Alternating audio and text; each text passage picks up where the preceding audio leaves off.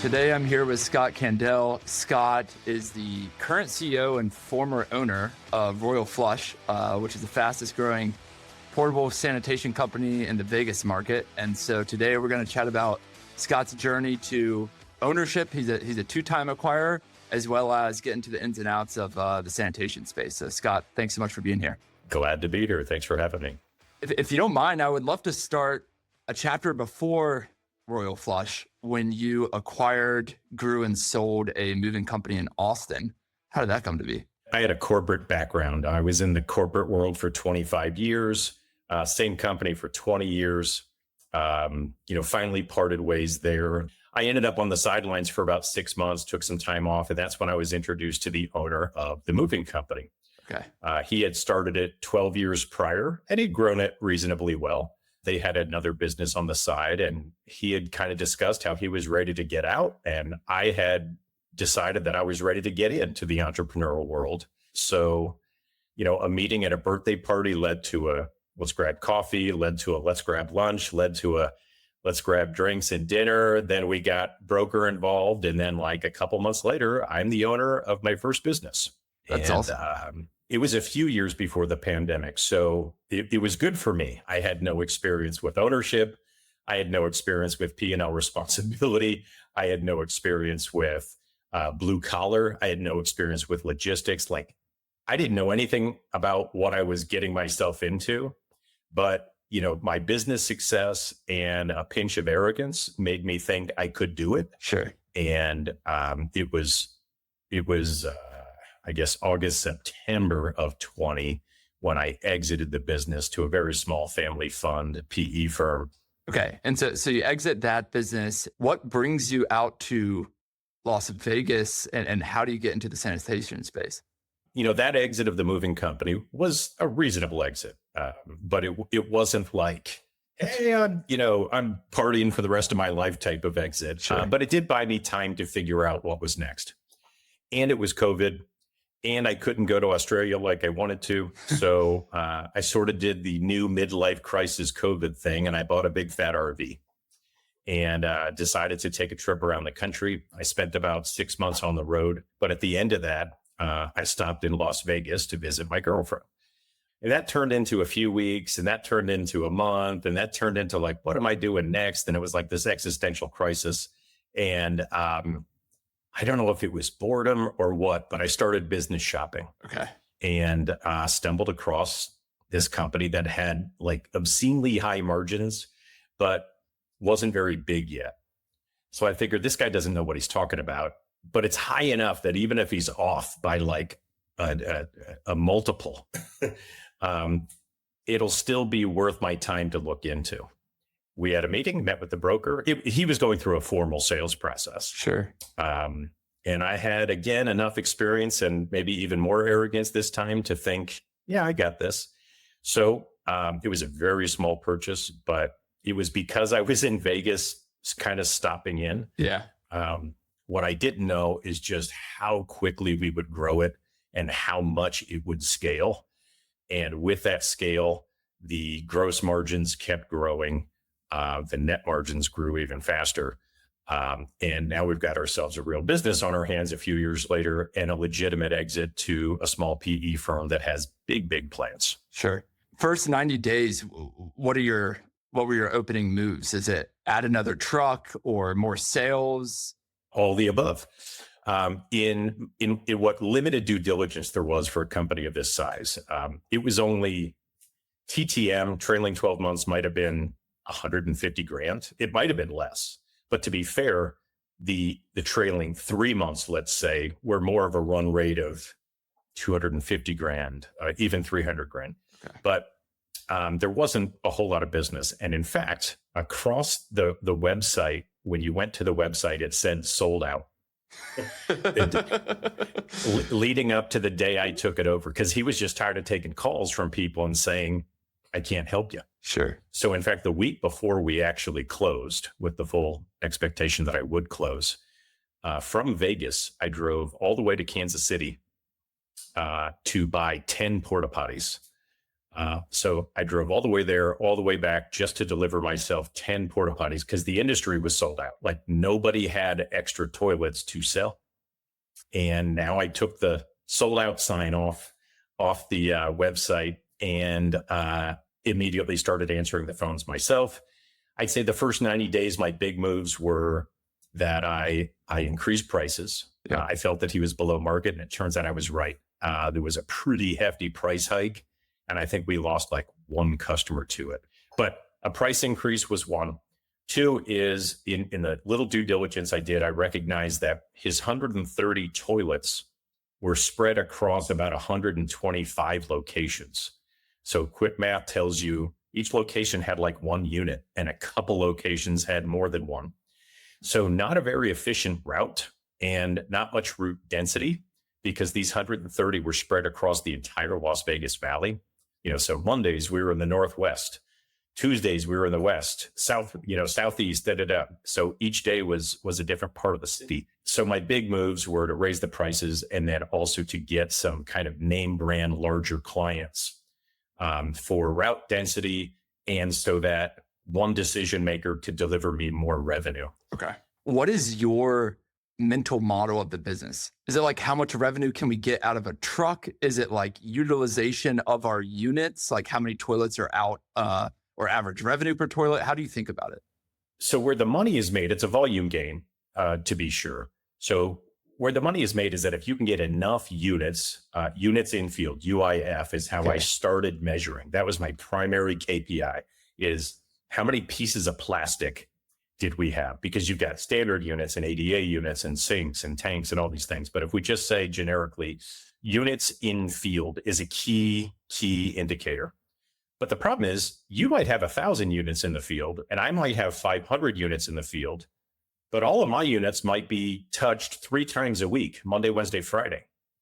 And all of yours might be once a week. So I might be doing 1,500 cleanings a week, and you might be doing only 1,000 a week. Sure. So the real KPI is how many cleanings, how many touches per week are you doing? Okay.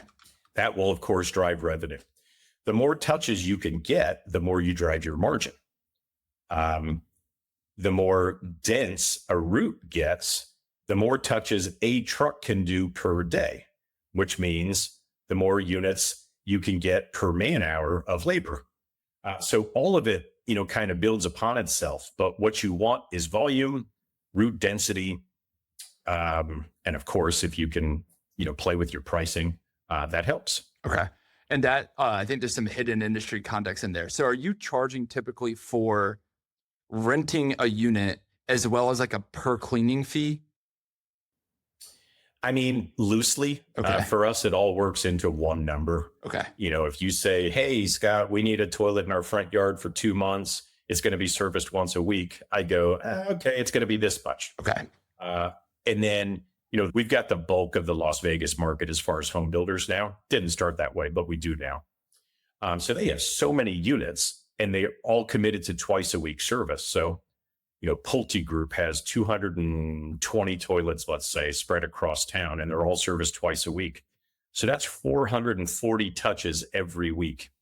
But I guess to answer your question directly, there is a combination of how many units, what frequency, where are they located, how easy is it to access them? Are there any time constraints on our access? But where you triangulate all those, you come up with your per unit price per month. And that's how the industry does it. And a month in our industry is 28 days. Okay. And I was looking at y'all's Google reviews. People love you. There are also all different types of customers, from like backyard weddings to events. What does the kind of breakdown look like from the large, home builders to someone doing a backyard wedding in terms of customer breakdown? There's 2 primary categories. For Royal Flush, there's construction and there's event. Okay. Construction for us is about 80% of our revenue, and events are about 20%. So we're certainly, our bread is buttered in the construction industry. And of the construction side, the bulk of our revenue is residential versus commercial. But we're working on that diversity. We've recently gotten into some very large events. to help push some of our revenue over to the event side, which means we're less beholden to the construction industry. If there's a recession that maybe it appears is coming, maybe we'll slide by a little better with some revenue diversity. Okay, got it. What does CapEx look like for a business like yours? Are you buying both all the units and the trucks? Mm-hmm. Okay, so it's heavy. It's heavy, especially, we've been on a rocket ship. We've been growing for 3.5 years straight. And, while our trajectory has been, very much, I guess, up and to the right, it's now really jumping because we've taken on these investors. But Sure. CapEx in the beginning was, okay, we need more toilets. And toilets, depending on the volume you're buying, range between $700 and $1,000 to get them on the ground, assembled with your stickers and all that. So you need toilets. We started with 130. We're now at about 2,000 toilets. Wow. And then a truck in our industry is 125, 150 grand. We started with one truck. We're up to 14 trucks. So CapEx is healthy. Yeah. And how do the trucks break down between cleaning, like sanitation tank trucks versus delivery of the units? Or can one truck do both? Generally, my industry segregates the trucks between P&D, which is pickup and delivery, and then route-based trucks. Okay. So it's a truck. It might be a Ram 5500 or a Ford F550 or whatever, or an Isuzu cab over, where you're sitting on top of the front wheels. But generally on the back of that truck is something between a 1,000 and a 1,500 gallon tank. And the tank has fresh water and wastewater. So, just to use round figures, my Isuzu truck has 700 waste, 300 fresh. My Ram 5500 has 900 waste, 300 fresh. But those trucks drive around, they pump everything out. Then you use the fresh water to clean it down and all that. Those trucks can pull a trailer. So now it's your P&D truck. But there's some folks that their P&D truck doesn't do service at all. It's just basically a flatbed. It just looks like a tow truck almost. And they just get the toilet up there and they clean it back at the yard. And then there's now a hybrid where picture a flatbed truck, but where the bed of the truck is actually a waste tank. So you can extract the waste and clean it if you wanted to before you picked it up or before you delivered it. Sure. And when you think about the market for people in sanitation services, what is the fragmentation? Like, are there a lot of small folks with 200 units and then a couple folks at your size? How does that break down? Most porta potty or sanitation companies are, less than 250 units. And they're kind of treating it as a job, not, they own their job, but it's really just a job. Then you get to the next tier, which I'd say is me, in that $4 to $6, $5 to $10 million range, where you're really running a business. And then there's the next tier, and then there's the super giants. Sure. And that takes us into the next question, which was, if you mind sharing a little bit about your decision to partner with this group, what drove that, and then what does the future hold for Scott? I bought into this industry never intending to stay in it for good. And my initial intention was, grow a modest business, make some money while we figure out what else we're going to do. But as it grew, from, 200 grand to, now 3 or 4 million, the model changed in my mind. Like, boy, what could we do if we really had some backing? So the industry that we're in, there's kind of a consolidation going on anyway. So this is not, a profoundly new thought where I said, ooh, I'll take on some investors and see what we could do. Yeah. It's happening all across the country.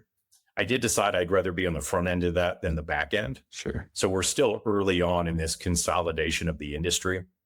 But my strategy was take some chips off the table. I exited 75% of my business, kept 25%, rolled it over, and then, stayed on as CEO, where we have, a multi-year plan to grow this thing dramatically. So the strategy was, take some money now and then take even more money once we grow this dramatically in the coming years. Sure. And the next milestone is really becoming one of those regional players. That's okay. Our intention is to get to, between 50 and 100 million top line. And we'll see what bottom line holds and then what the multiples are based on that. But there's excellent multiple expansion as this thing scales. Sure. Guys at my size make much more per dollar than the smaller guys on their exit. Sure. And then it just keeps stair stepping up. Yeah.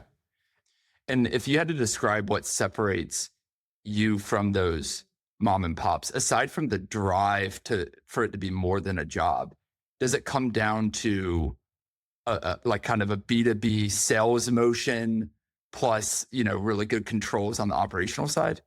I think some of that, in no particular order. I think there's a professionalism that maybe I've delivered. So I think there's a professionalism. There is a cost control, an operational side. There's a vision. How big can we get this, and how do we execute on that?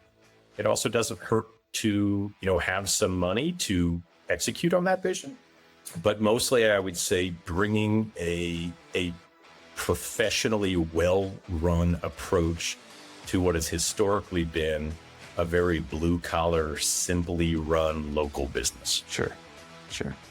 Well, Scott, I love the name. Sanitation companies always have the best names. Thanks so much for coming on and chatting about Royal Flush with me. I really appreciate it. Glad to do it. Thanks for having me.